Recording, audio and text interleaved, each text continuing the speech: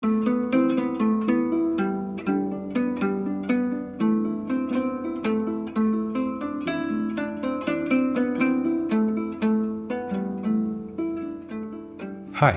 I'm Peter Adamson, and you're listening to the History of Philosophy podcast, brought to you with the support of King's College London and the Leverhulme Trust, online at www.historyofphilosophy.net. Today's episode, For a Limited Time Only, John Philoponus.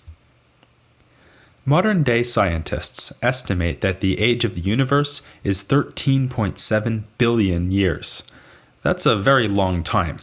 You could watch every movie Buster Keaton made, even the talkies, and still be left with about 13.69999 billion years to kill. In fact, given 13.7 billion years, I could probably just about finish this series of podcasts on the history of philosophy. Well, if I pick up the pace a bit. And yet, as staggeringly large as this amount of time may be, it is as nothing compared to the age of the universe according to Aristotle. You could double it, triple it, or, for that matter, multiply it by 1 billion and get no closer. For Aristotle, the universe has already existed for an infinitely long time and will never stop existing. Moreover, the universe has always been pretty much the way it is now. It has always been spherical, with an outer sphere of fixed stars at the edge, containing more nested spheres with planets seated upon them, and at the center, the region of air, earth, fire, and water inhabited by humans, plants, and animals, all of which are likewise eternal in species. Aristotle's commitment to an eternal universe was so emphatic that no ancient philosopher seriously questioned it. Convenient doubts about Aristotle's confidence would be raised only later, by medieval thinkers like Maimonides and Thomas Aquinas. So, for ancient thinkers, the question was rather, what about Plato? Some Middle Platonists, notably Plutarch and Atticus, read Plato's dialogue Timaeus as endorsing a beginning in time for the universe, and were happy to say that on this point, Plato was right and Aristotle wrong. But from Plotinus onwards, Platonists took this to be a misreading of Plato. Some, like Porphyry and other commentators on Aristotle, might have been motivated by their desire to make Aristotle agree with Plato whenever possible. But they had other reasons. If the physical universe is a necessary effect of transcendent causes, which give rise to it like shining lights or overflowing fountains, how could the universe be anything other than eternal? Thus, all the figures we call Neoplatonists accepted its eternity and also believed that, in doing so, they were in agreement with both Plato and Aristotle. Until, that is, the year 529, when a Neoplatonist named John Philoponus wrote a massive work arguing that the universe is not eternal and that Plato knew it. The treatise was called Against Proclus, reasonably enough, given that it demolished a series of pro-eternity arguments collected by Proclus. The arguments given by Proclus drew not only on Aristotle's physical theories, but also on Platonist interpretations of Plato's Timaeus. For instance, in his first argument, Proclus argued that the world results from its creator's goodness or generosity, something implied in the Timaeus, which says that the divine craftsman is not envious. Since the creator is permanently generous, the results of his generosity must likewise be permanent. Otherwise, the creator would change, suddenly acquiring the necessary generosity or ability to create, which had previously been lacking. This was only the first of 18 arguments, which Philoponus refuted at immense length. Each of Proclus's arguments is set out in about a page or two, whereas the English translation of Philoponus's Against Proclus runs to 4 volumes. But wait, there's more. In another treatise called Against Aristotle, he tore into the arguments for eternity found in Aristotle's works The Physics and On the Heavens. The original version is lost, but extensively preserved by the commentator Simplicius, who did to Philoponus what Philoponus had done to Proclus, quoting his opponent in order to refute him. Simplicius was not well pleased about Philoponus's temerity in attacking the great Aristotle. He compares his labors to the task of Hercules, who had to clean horse manure out of the largest stables in Greece. He uses various terms of abuse for Philoponus, but especially delights in calling him the grammarian. This is probably meant to call attention to the fact that Philoponus never headed a philosophical school and pursued a career on a lower rung of the educational curriculum. Yet this grammarian is now recognized as one of the most innovative philosophers of his era. His critique of Aristotle takes much of its power from his expertise in the texts he is attacking. Philoponus, like Simplicius himself, had studied at the feet of Ammonius in the city of Alexandria, though apparently not at the same time, since Simplicius claims never to have met his antagonist in person. And like Simplicius, Philoponus wrote a number of commentaries on Aristotle. Of these, some are apparently faithful recordings of the lectures of Ammonius. Others report on these lectures while occasionally weaving in Philoponus's own innovative ideas. And in fact, Philoponus continued to comment on Aristotle after he began his campaign against the eternity of the universe. What was his motivation? Certainly, he insists that Plato rejected the world's eternity. For many Platonists, that might have been reason enough to disagree with Aristotle, but not for Philoponus. In Against Proclus, he says that although Plato happens to have been right on this point, it is the truth that matters and not Plato's authority. He then provocatively lists a whole series of claims found in Plato that are just plain wrong. For some of these, Philoponus draws on his expertise in another field, medicine. Philoponus did not reject eternity because he was a Platonist, then. He rejected it because he was a Christian. Indeed, this may be the explanation of his nickname, Philoponus. It means lover of work, and given its length, Against Proclus alone would earn him that title. James Brown may have been the hardest working man in show business, but Philoponus was definitely the hardest working man in the eternity business. Still, the nickname probably has a quite different explanation. The term Philoponoi referred to certain Christians who had no clerical role, but supported the cause of the faith and often agitated against the pagans in Alexandria. Our John Philoponus may have been a member of this group. We saw last time that pagan teachers like Ammonius frequently had Christian students, and that this relationship was fraught but often respectful. In Alexandria especially, pagans went out of their way to find common ground with Christians.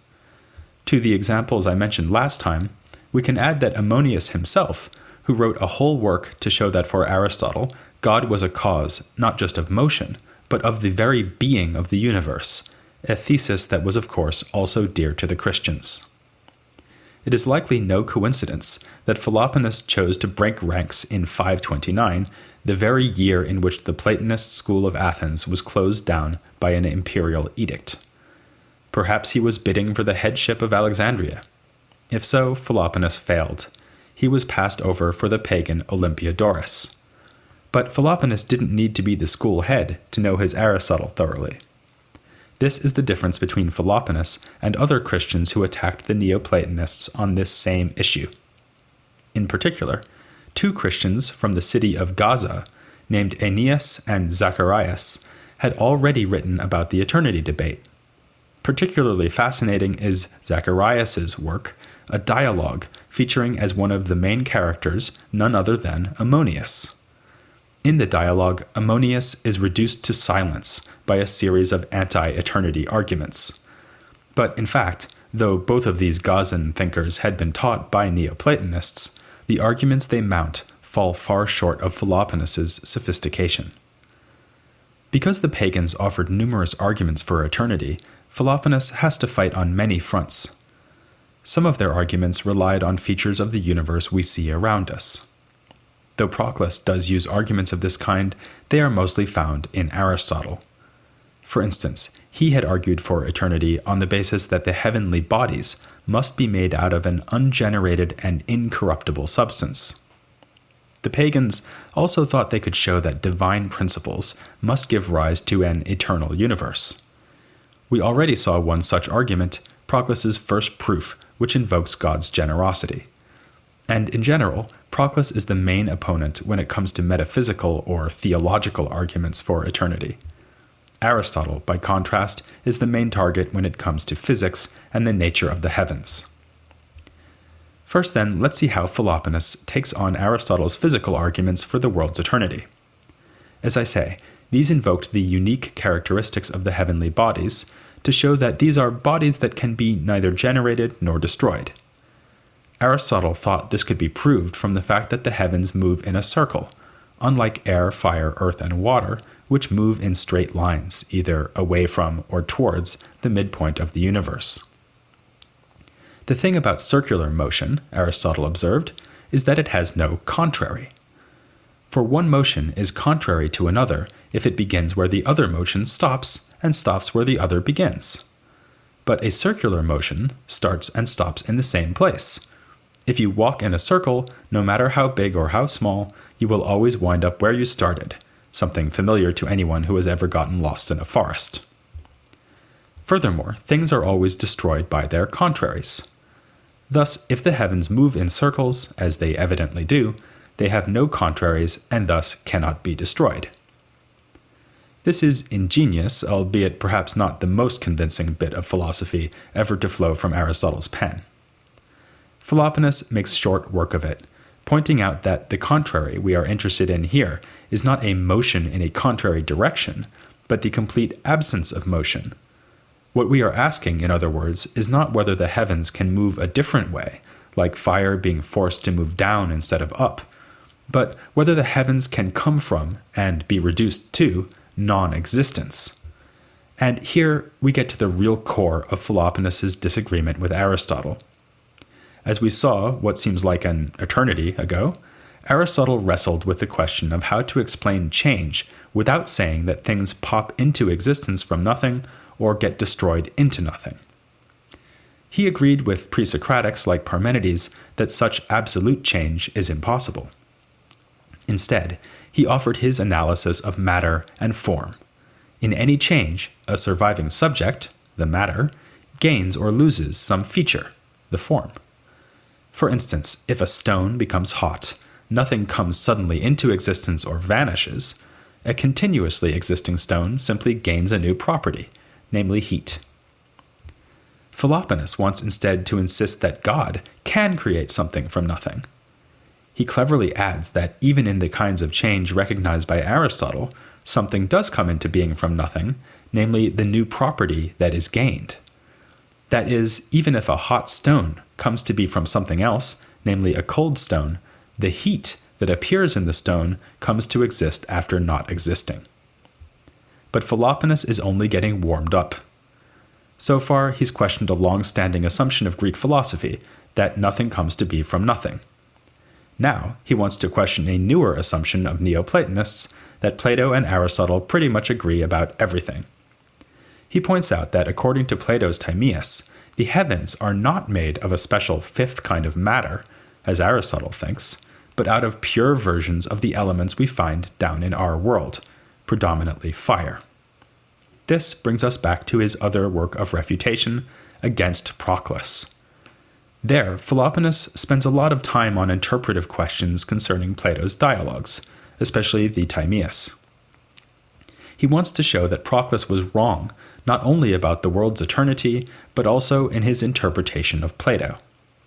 Proclus insisted that a divine cause, like the demiurge or the forms, cannot begin to produce their effects after not doing so. Philoponus retorts that this would make the causes somehow dependent on their own effects. Proclus, after all, seems to be saying that the causes are incapable of existing without producing those effects. And here we've come to the real core of his disagreement with Proclus. Philoponus objects to the idea that God is forced to create a universe at all, that he produces what comes after him necessarily, as Neoplatonists have been saying since Plotinus. This explains Philoponus's relentless attention to the eternity question. He is trying to safeguard the idea that God freely bestows existence on a universe that would otherwise not exist. That underlies another typically clever move, where he turns to his own advantage a passage in Plato that, at first, looks better for Proclus. Plato has the divine craftsman promise that the universe will never pass out of existence once it has been made. So the universe is eternal after all, at least in the future. But now Philoponus pounces. If the universe must exist at all times, past, present, and future, what is the point of having God promise not to destroy it? The passage confirms that for Plato, it is up to God how long the universe will exist. But in that case, mightn't God have decided, perhaps for reasons beyond our grasp, to create an eternal cosmos rather than one that begins to exist? To put it another way, if God can do anything, it looks like the universe might be eternal, or it might not. It's up to God. Here, though, Philoponus points out that God cannot do anything impossible, and it is indeed impossible that the universe has already existed eternally. His chief argument for this claim is as powerful as it is simple. If the universe were eternal, it would already have existed for an infinite time.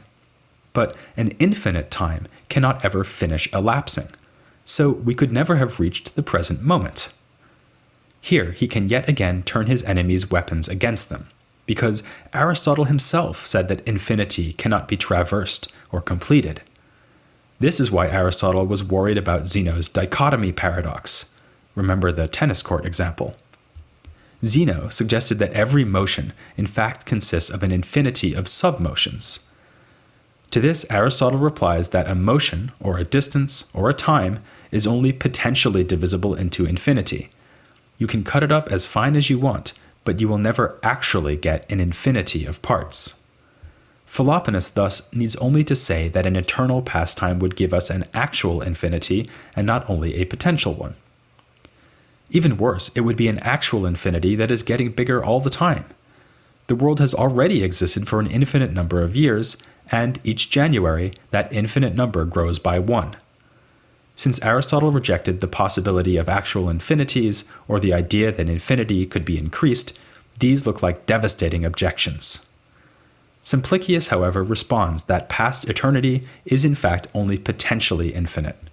An actual infinity is one which is simultaneously present in its entirety. For instance, an infinite number of divisions that are actually made in a motion or a line. But past eternity is not like this, since the times and things of the past no longer exist. This debate, appropriately, is going to go on and on, finding echoes especially among philosophers in the Islamic world, some of whom adopt Philoponus's arguments, with others repeating Simplicius's replies. As for Philoponus, by the time he was done with the eternity debate, he had thoroughly undermined Aristotle's system of natural philosophy. This led him to make other adjustments to that system, of which I'm going to mention just the most momentous. In fact, it concerns the issue of momentum. What causes a moving object, like a thrown javelin, to continue moving? When you are in the act of throwing the javelin, and your hand is still in contact with it, obviously your hand is causing the javelin to move. But once it leaves your hand, it seems to be moving without being caused to move, at least until it lands on the ground some distance away. To avoid admitting that the javelin's motion is indeed uncaused, Aristotle devised the following ingenious, albeit totally false, theory. As it leaves your hand, the javelin is pushing air out of the way. The air needs to go somewhere, so it pushes back around the javelin until it winds up pushing the javelin from behind. After all, as the javelin continues flying forward, the space just behind it is available for the displaced air to rush in. Weirdly then, the javelin powers its own motion by shoving air back around itself and using this air as a kind of engine. The only reason the javelin can't continue flying indefinitely in this way is that the air resists being moved around. Hence, the javelin will fall back to the ground after a certain distance. In a related argument, Aristotle observed that the less resistance a moving thing encounters, the more easily and more quickly it will move. If this is right, then in a void, which offers no resistance at all, every motion should be infinitely fast. From this, Aristotle concludes that void is impossible. Philoponus is not impressed by these arguments and offers a new theory, which has been compared to the modern theory of impetus. In fact, Galileo will mention him by name in his own writings on motion. For For Philoponus, things do not move because of any displaced air. He mocks Aristotle's theory by asking why armies don't launch javelins at their enemies using bellows to create gusts of wind. Rather, when you throw a javelin, you impress into the javelin a certain amount of power for moving. The javelin will move until the power runs out. All that air can do is get in the way. This means that motion could in fact occur in a void. If you threw a javelin in a void, it would go further than it does in air because there is no resistance, but it would still stop because you have not imparted to it an infinite power to move. This is not to say that Philoponus thinks that void really exists. In fact, he denies that it does. He just wants to insist that void is theoretically possible and that motion would work just fine, in fact better, in a void than through mediums that offer resistance. Philoponus's innovative theory of impetus turns out to relate to his views on eternity. Since he rejects Aristotle's idea that the elements and heavens eternally move in straight lines and circles by nature, he needs to explain how it is that they do move. His answer is that God himself imparts to these bodies whatever power they have. Thus, he makes all motion depend on God, as Aristotle had done, but in a much more direct way. God gives each thing its motion by giving it existence and a certain power to move. Though the universe has not always existed, Philoponus probably agrees with Plato that it will exist forever into the future. This is not because it has the natural capacity to be eternal, as Aristotle claims, but to the contrary, because God overrides the physical universe's natural tendency to corrupt. He gives it an unnatural, infinite power to continue existing and moving. In Philoponus, we have a man deeply engaged with the pagan philosophical tradition, especially the tradition of commentary on Aristotle and Plato. This is why I placed him here, as part of our examination of that tradition. But, as we have seen, his philosophy was motivated partially by his Christianity. He wasn't the only one.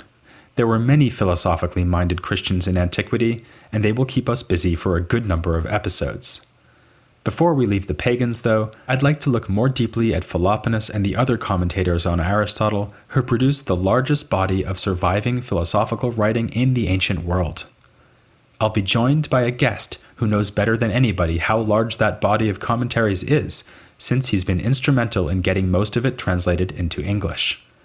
I hope this gives you an impetus to join me next time for an interview with Richard Sorabji, here on the History of Philosophy Without Any Gaps.